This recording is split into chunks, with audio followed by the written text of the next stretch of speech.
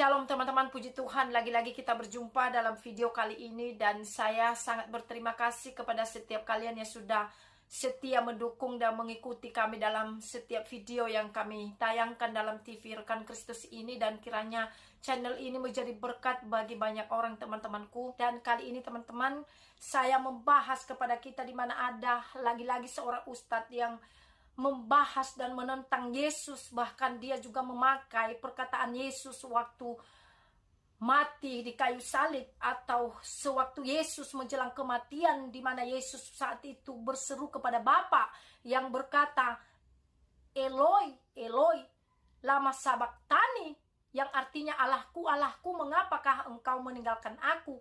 Dan saya mendengarkan videonya, dia juga teman-teman salah menyebut kalimat ini yang sesungguhnya yang tertulis di Alkitab. Dan dia juga memakai hal ini, berkata kalau Yesus Bapak, kenapa dia berseru kepada Bapak lagi? Bapak yang mana lagi? Artinya teman-teman, yang dimaksud oleh dia, Yesus bukan Bapak ataupun Tuhan. Nah, dia buta akan firman Tuhan. Dia tidak tahu kenapa Yesus harus berseru.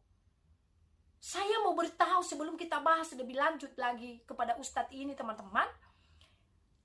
Sewaktu Yesus berseru saat itu, di saat dia sudah terpisah dengan Allah, di saat Yesus sudah mengosongkan dirinya dan mengambil rupa sebagai hamba, menjelma menjadi manusia, dan taat mati di kayu salib. Dan saya rasa wajar, sebagai manusia dia tahu rasa sakit. Dia rasakan apa yang kita rasakan sebagai manusia 100%. Dan nanti kita bahas kenapa Yesus harus melakukan itu. Kenapa Yesus harus berbuat seperti itu. Kenapa Yesus dibuat dosa yang tidak mengenal dosa. Kenapa dia dijadikan kutuk yang seharusnya manusia dikutuk. Dan nanti kita akan bahas hal ini teman-teman. Dan sebelum kita membahas hal ini kenapa, dan saya akan mengajak kita melihat videonya terlebih dahulu, supaya kita mempunyai bukti dia benar-benar mengatakan hal ini. Dia benar-benar menyesatkan orang percaya. Kenapa? Karena dia tadi berkata, dia bertemu temannya dan dia bertanya atau menyampaikan hal ini, dan katanya orang Kristen temannya itu tidak bisa menjawab. Dan kita akan menjawab kepada dia teman-teman. Mari kita saksikan videonya terlebih dulu teman-teman.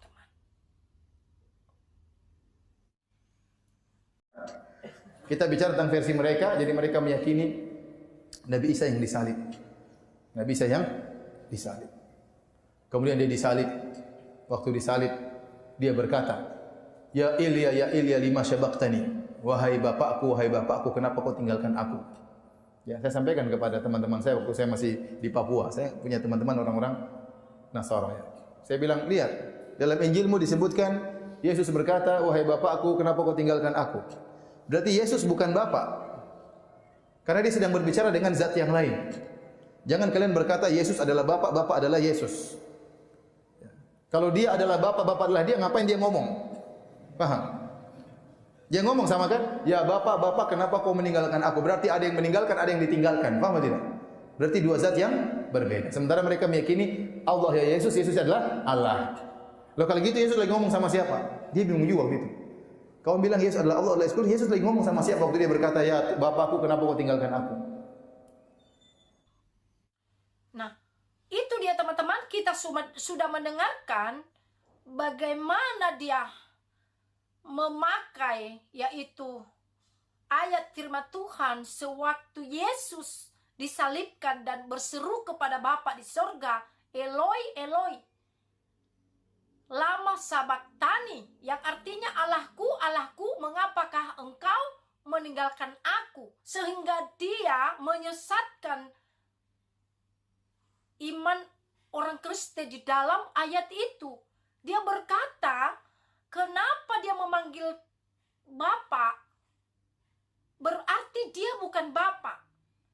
Dan saya mau beritahu teman-teman, sewaktu Yesus memanggil Bapa di sorga, keadaan Yesus waktu saat itu, ia sudah terpisah dengan Tuhan atau dengan Allah. Dia sudah berpisah dengan Allah. Dia sudah mengosongkan dirinya sebagai Tuhan dan mengambil rupa sebagai seorang hamba dan siap untuk menjadi dosa, siap untuk dikutuk. Yang tidak berdosa menjadi berdosa. Yang seharusnya manusia yang menanggung dosa itu, tetapi oleh karena kasih Yesus, Yesus mau menggantikan umatnya di kayu salib. Sehingga dia mewakili manusia pada saat itu berseru kepada Bapa, berseru kepada Tuhan. Karena Yesus sudah meninggalkan ketuhanannya, keallahannya, ia merasakan apa yang dirasakan oleh manusia pada saat itu. Setelah Yesus bangkit dari antara orang mati dan dia sudah mengalahkan maut dan menebus dosa umat-umatnya, tidak ada ditulis lagi Yesus berseru. Karena Yesus adalah Tuhan. Karena Yesus itu sendiri adalah firman. Dan dia menggenapi firman yang sudah dia ucapkan sewaktu Adam dan Hawa melanggar perjanjian. Karena upah dosa ialah maut yang harus dihukum. Dan saya mau beritahu teman-teman, dan ini harus didengarkan baik-baik dan kita garis bawahi, Yesus tidak berdosa.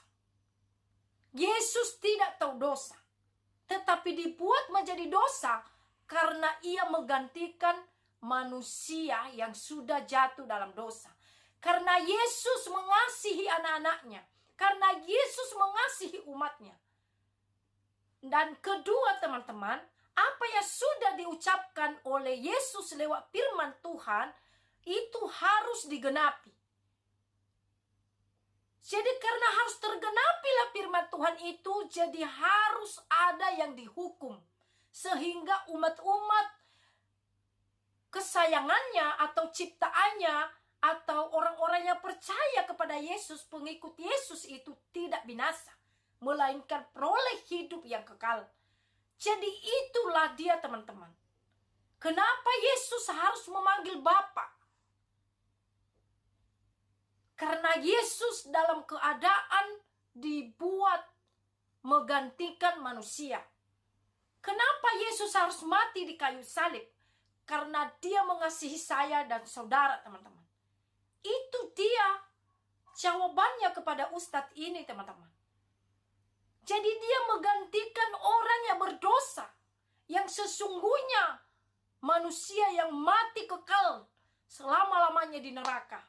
Tetapi tetapi oleh karena kasih karunia Tuhan, oleh karena pemberian Tuhan, oleh darah Yesus, kita boleh layak diselamatkan dan kita mendapat hidup yang kekal di dalam Tuhan Yesus.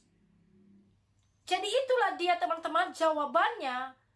Dan mari juga kita melihat firman Tuhan, di mana tadi dia berkata, Eloi, Eloi, Allahku, Allahku, mengapakah engkau meninggalkan aku?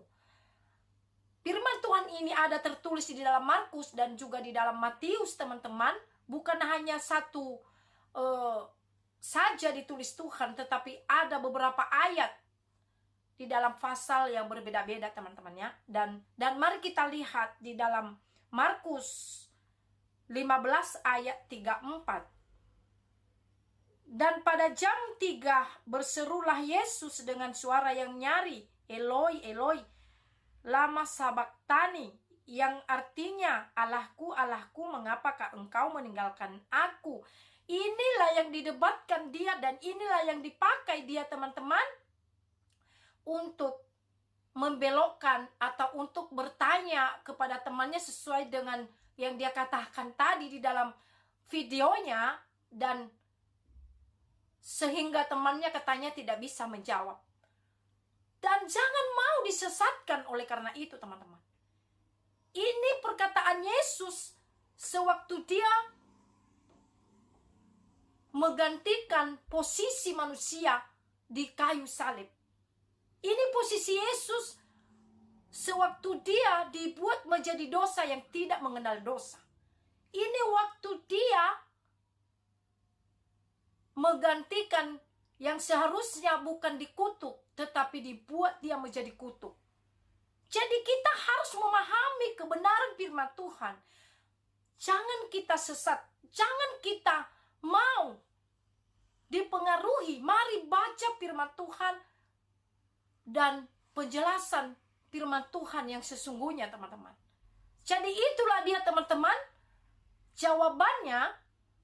Yesus berseru pada saat itu memanggil Bapakku, Bapakku, sewaktu dia menggantikan posisi manusia, orang yang berdosa. Jadi ini tadi dipakai dia. Yesus berseru berarti dia bukan Bapa, dia bukan Tuhan, kira-kira begitu, teman-teman. Jadi bukan begitu, teman-teman, jawabannya ya, dan tujuannya ya. Itu orang-orang yang buta akan rohani, memang dia anggap seperti itu. Dia memang tangkap seperti itu. Tetapi orang-orang yang mengenal kebenarannya sesungguhnya, dia tahu kenapa Yesus berseru pada saat itu. Kenapa Yesus memanggil Bapa. Dia sedang mewakili, dia sedang menggantikan posisi saya dan saudara. Mari kita lanjutkan firman Tuhan, teman-teman, di dalam Lukas 23 ayat 44, dan nanti kita lihat beberapa ayat di dalam Lukas ini supaya kita lebih jelas masih tentang kematian Tuhan Yesus. Berikutnya di sini Yesus mati. Ketika itu hari sudah kira-kira jam 12, lalu kegelapan meliputi seluruh daerah itu sampai jam 3. Sebab matahari tidak bersinar dan tabir bait suci terbelah 2. Jadi ada tanda-tanda Yesus itu meninggal ya. Waktu meninggal banyak menutupi ya seluruh daerah itu sampai jam 3. Sebab matahari tidak bersinar dan tabir bait suci terbelah 2. Lalu Yesus ayat 46, ya Bapa, ke dalam tanganmu kuserahkan nyawaku, dan sesudah berkata demikian, ia menyerahkan nyawanya. Jadi Yesus berkata, ya Bapa, aku serahkan nyawaku di dalam tanganmu. Dia sedang mewakili saya dan saudara umat yang percaya kepada Tuhan pada saat itu. Pada saat itu dia lagi menggenapi firman yang sudah dia katakan. Dia lagi berbuat kasih yang tidak dapat diperbuat oleh siapapun kepada umat manusia. 47. Ketika kepala pasukan melihat apa yang terjadi, ia memuliakan Allah. Katanya, sungguh orang ini adalah orang benar. Ketika orang yang berjaga pada saat itu di situ, karena orang Romawi atau ahli Taurat yang diperintahkan untuk menjaga Yesus, karena bukan main-main teman-teman, pada saat itu banyak menyaksikan, dan dia juga berkata, sungguh orang ini adalah orang benar. Ini membuktikan Yesus itu di kayu salib. Ini buktinya Yesus adalah betul-betul disalib, dan dia saat itu menggantikan posisi orang berdosa. Ayat 48. Ini digaris bawahi teman-teman ya. Seluruh orang banyak. Berarti pada saat itu banyak ya. Yang menyaksikan Yesus itu disalibkan atau meninggal betul-betul. Bukan rekayasan. Seperti yang dibantah oleh banyak orang dan didebatkan oleh banyak orang teman-teman. Tetapi kita kembali kepada firman Tuhan ayat 48 di sini berkata, dan sesudah seluruh orang banyak. Berarti kalau Alkitab mencatat banyak, berarti lebih dari 1, 2 orang, 10 orang.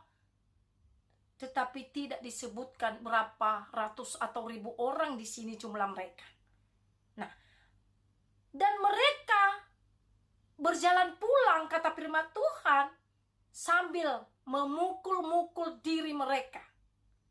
Ayat 49. Semua orang yang mengenal Yesus dari dekat, termasuk perempuan-perempuan yang mengikuti dia dari Galilea, berdiri jauh-jauh dan melihat semuanya itu. Banyak yang melihat Yesus, berarti teman-teman. Sekalipun banyak yang menyesatkan, firman Tuhan membantah, katanya Yesus tidak mati disalib dan lain sebagainya tuduhan kepada Yesus, tetapi kita kembali kepada kebenaran firman Tuhan ini teman-teman. Jadi saya ulangi lagi teman-teman, pada saat Yesus berseru itu, dia sedang terpisah dengan Tuhan. Di saat dia sudah terpisah 100% dengan Tuhan, di saat dia benar-benar sudah menyerahkan tubuhnya menderita, di saat dia benar-benar sudah mempersembahkan hidupnya sebagai ganti dosa, sebagai ganti manusia yang lebih jelasnya teman-teman. Jadi tidak ada yang perlu kita debatkan sebenarnya. Sudah cukup firman Tuhan ini. Tetapi inilah yang selalu mendebatkan ini, mempermasalahkan ini, yaitu orang-orang yang menyesatkan Alkitab ini teman-teman ya. Dan jangan mau kita, orang-orang percaya, gugur iman kita oleh karena ini. Jangan mau kita disesatkan. Jangan mau kita diombang-ambingkan oleh karena perkataan-perkataan penyesat Alkitab seperti ini teman-teman. Kita harus kembali kepada kebenaran Tuhan dan kita harus tahu kebenaran Tuhan. Kita harus mengenal Bapa kita. Kita harus mengenal siapa Yesus. Kita harus mengenal Tuhan kita yang sesungguhnya. Jadi itu dia teman-teman. Firman Tuhanlah yang benar. Jadi di saat itu Yesus sudah berpisah dengan Tuhan. Di saat itu juga dia merasakan apa yang manusia rasakan. Kalau Anda atau saya merasakan sakit, sedih, bisa menangis, Yesus juga bisa. Karena dia 100% sudah terpisah. Dia sudah meninggalkan, mengosongkan dirinya sebagai Tuhan dan mengambil rupa seorang hamba dan mau taat mati di kayu salib. Karena dia tahu manusia tidak mampu melepaskan dirinya dari dosa yang sudah diperbuat oleh manusia itu sendiri teman-teman.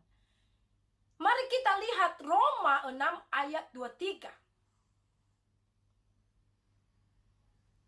Sebab upah dosa ialah maut, tetapi karunia Allah ialah hidup yang kekal dalam Kristus Yesus. Jadi Roma berkata, sebab upah dosa ialah maut.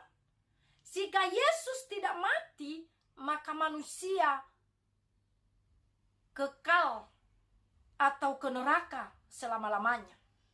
Jadi jika Yesus tidak melakukan hal ini, tidak taat dan tidak mau mati di kayu salib, maka manusia juga kekal selama-lamanya di neraka.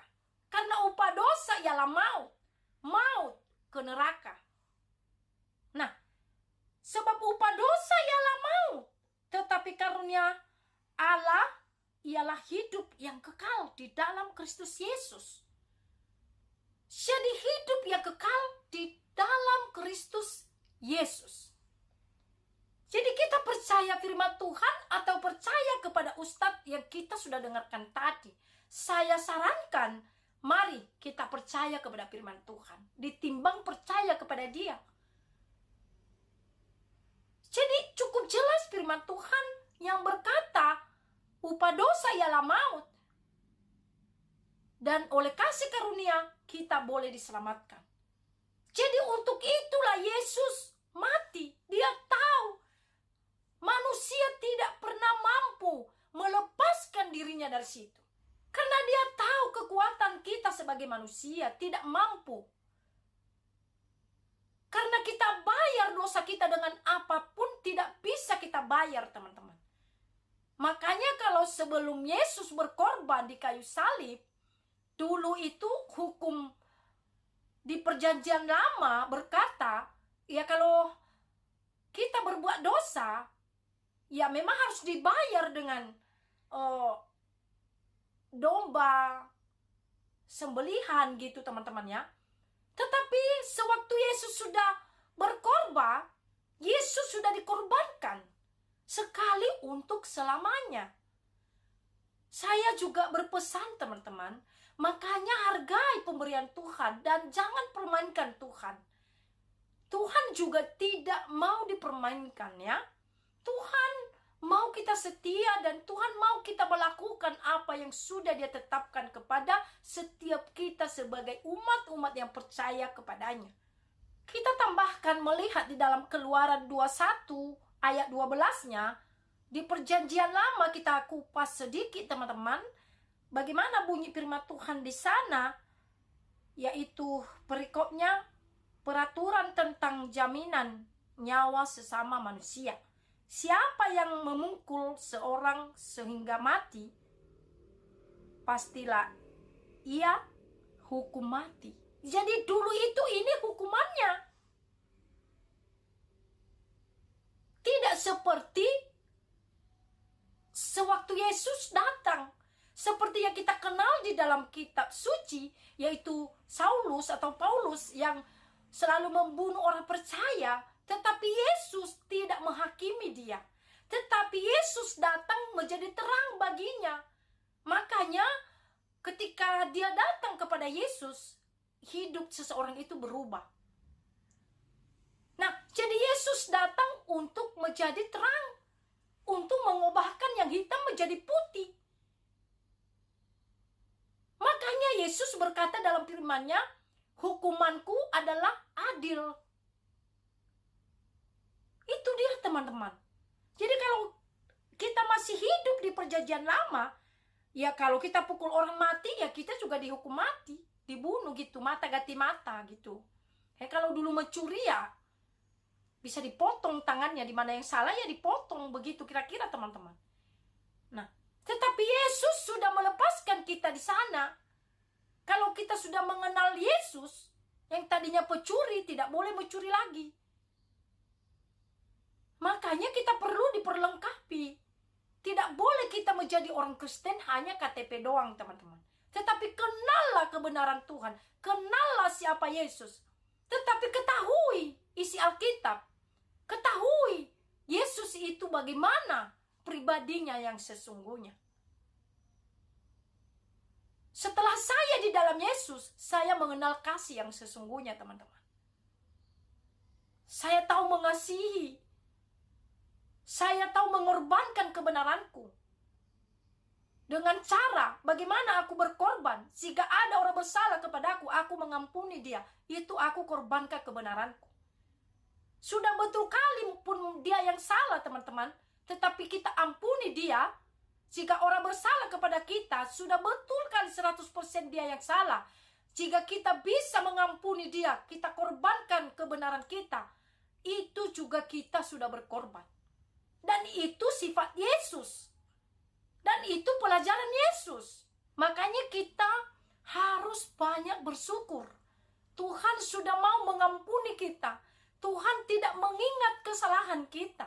Tetapi kita tidak boleh mempermainkan Tuhan.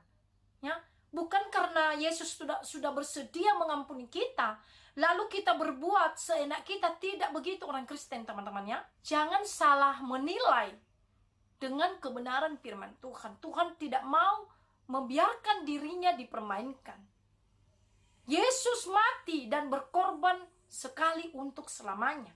Dan dia telah bangkit dari antara orang mati. Untuk apa? Untuk menyelamatkan umat yang setia dan percaya kepadanya. Itu tujuannya, teman-teman. Jadi kita sangat bersyukur kita sudah memiliki Tuhan Yesus dalam kehidupan kita. Itu harta yang tidak bisa diambil oleh siapapun. Tetapi saya mau berpesan, peganglah apa yang ada padamu. Karena itulah hidup yang sesungguhnya. Karena itulah hidup yang kekal. Nah, yang perlu kita renungkan, sekalipun kita kaya, sekalipun kita senang secara daging, perekonomian kita mampan, kita kaya, tetapi kalau kita tidak memiliki Yesus, saya berkata secara pribadi itu percuma. Katakan teman-teman, ya buatlah umur kita 100 tahun lebih, itu sudah hebat. Setelah itu kita kemana? Ini yang perlu kita renungkan. Jika kita tidak berpegang kepada Yesus, pemilik kehidupan yang kekal. Oleh karena itu, mari banyak bersyukur. Banyak berterima kasih kepada Tuhan. Nah, jadi kita tidak boleh fokus kepada orang-orang yang menyesatkan iman kita atau yang membelokkan kebenaran Tuhan. Karena memang ada juga yang binasa, teman-teman. Ada firman Tuhan berkata ada juga yang binasa. Tidak semua yang masuk dalam kerajaan sorga. Tetapi biarlah kita, kan hanya sekedar dipanggil, tetapi kita adalah umat pilihan Tuhan. Ya, secara rohani. Kita berbicara secara rohani. Nah, mari kita lihat firman Tuhan di dalam Roma 1 ayat 18. Jadi ingat, murka Allah itu nyata. Makanya Yesus tahu. Makanya Yesus mau. Dan ini harus disyukurin. Sebagai anak-anak Tuhan, harus banyak bersyukur kepada Tuhan. Mari kita lihat juga di Roma 3 ayat 23-nya, teman-teman, bagaimana juga di sana berkata tentang dosa-dosa manusia. Karena semua orang telah berbuat dosa, semua orang sudah berbuat dosa.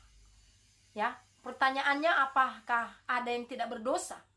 Semua orang sudah berjatuh dalam dosa. Masih bayi saja sudah jatuh dalam dosa. Itu dosa keturunan. Nah, semua orang sudah berbuat dosa, kata firman Tuhan. Dan telah kehilangan kemuliaan Tuhan atau Allah. Kapan itu terjadi? Ketika manusia itu memberontak kepada Tuhan. Ketika manusia itu menantang Tuhan. Sudah dilarang, masih dilakukan. Sewaktu itulah manusia memberontak kepada Tuhan. Belum lagi dosa pribadi. Belum lagi dosa perbuatan manusia itu sendiri, teman-teman. Jadi semua manusia sudah berdosa. Tidak ada satupun yang tidak berdosa, kata firman Tuhan. Jadi untuk itu Yesus mati. Untuk itu Yesus disalibkan. Untuk itu Yesus meninggalkan kealahannya dan dia memanggil, Allahku, Allahku, mengapa kau meninggalkan aku? Di saat itu dia benar-benar merasakan apa yang dirasakan manusia. Di saat itu dia sedang menggantikan posisi manusia. Saya ulang-ulangi perkataan ini teman-teman. Dari tadi sudah saya ngomong dan ngomong terus teman-teman. Karena itulah jawaban dari video Ustadz ini. Jadi tidak ada yang tidak berdosa, satupun tidak. Semua sudah jatuh dalam dosa. Jadi oleh karena itu teman-teman, semua manusia sudah jatuh dalam dosa, makanya Yesus menjadi terang bagi umat manusia, bagi dunia ini. Mari kita lihat salah satu firman Tuhan di dalam Yohanes 8 ayat 12-nya. Firqatnya berkata, Yesus adalah terang dunia. Yesus adalah terang dunia. Ingat teman-teman dan garis bawah itu. Maka Yesus berkata pula kepada orang banyak, katanya, akulah terang dunia. Barang siapa mengikut aku, ia tidak akan berjalan dalam kegelapan, melainkan ia akan mempunyai terang hidup. Pertama-tama kali yang perlu kita garis bawahi adalah Yesus adalah terang dunia. Ia berkata kepada orang banyak, aku adalah terang dunia. Saya ulangi lagi perkataan saya, karena sebelumnya juga saya sudah sering mengatakan hal ini. Tidak ada nabi lain yang berani berkata seperti ini. Hanya Yesus. Akulah terang dunia. Barang siapa mengikut aku tidak akan berjalan dalam kegelapan, melainkan akan mempunyai terang hidup. Jadi Yesus itu terang. Garis bawahi. Yesus terang. Yesus penyelamat. Amin. Jadi ini firman Tuhan. Firman Tuhan ini iya dan amin. Tidak pernah diubahkan oleh siapapun. Sekalipun banyak penyesat membelokkan kebenaran-kebenaran Tuhan ini. Tetapi ini kenyataan yang tertulis di dalam kitab suci. Kita lihat, kita tambahkan satu ayat lagi di dalam Yohanes 3 ayat 16-nya. Kita baca dan kita perhatikan teman-teman. Karena begitu besar kasih Allah akan dunia ini, sehingga ia telah mengaruniakan anaknya yang tunggal, supaya setiap orang yang percaya kepada tidak binasa, melainkan beroleh hidup yang kekal. Melainkan beroleh hidup yang kekal. Nah, teman-teman, jangan nanti ada yang penyesat lagi mengambil dan mengutip ayat Alkitab ini berkata anak yang tunggal. Ini dia berkata sebagai manusia sewaktu dia di bumi. Bukan sewaktu dia setelah mengalahkan maut. Dia ini berkata mewakili atau menggantikan manusia, teman-temanku ya. Nah, begitulah Yesus pada saat itu. Dia menyampaikan, dia mewakili manusia itu berkata-kata kepada Tuhan. Karena dia sudah mengosongkan dirinya dan dia sudah mengambil rupa sebagai hamba atau manusia. Jadi ini yang membuat banyak orang mendebatkan firman Tuhan. Mereka tidak mengerti dan memahami hal ini, teman-teman. Dan kita orang-orang percaya harus memahami hal ini. Harus mengerti hal ini, teman-teman. Bukan karena kita pendeta atau sudah teologi, ya tidak. Teman-teman, tidak teologi, tidak pendeta, itu tidak bisa membatasi kita untuk mengenal kebenaran yang sesungguhnya. Karena firman Tuhan terbuka untuk siapapun. Banyak baca firman Tuhan. Kalau kita lihat mundur di ayat 13-nya, kita perhatikan apa bunyi firman Tuhan di sana. Tidak ada seorang pun yang telah naik ke surga selain daripada dia yang telah turun dari surga, yaitu anak manusia. Nah, siapa yang dimaksud dalam firman Tuhan ini adalah Yesus. Ya, hanya Yesus yang telah turun dan naik ke surga, yaitu anak manusia. Disebut dia anak manusia karena dia tadi meninggalkan kealahannya dan dia mengambil rupa sebagai seorang hamba. Dan jelas Bukan seperti apa yang mereka katakan Yesus tidak jelas. Jelas kok. Mereka yang mau membelokkan firman Tuhan sendiri. Mereka yang mau menyesatkan kebenaran Tuhan. Bukan tidak jelas. Jelas. Sangat jelas. Dan itulah teman-teman yang saya bisa bagikan dalam video kali ini. Biarlah video ini memberkati rohani kita dan membuat kita lebih maju dan bangkit di dalam Tuhan. Tuhan Yesus memberkati kita. Mari terus mendukung kami dan terus mendoakan kami agar Tuhan memberikan hikmat bagi kami dan Roh Kudus kiranya menolong kami untuk menyampaikan kebenaran-kebenaran Tuhan dalam channel TV Rekan Kristus ini, teman-teman. Tuhan Yesus memberkati kita semuanya. Shalom.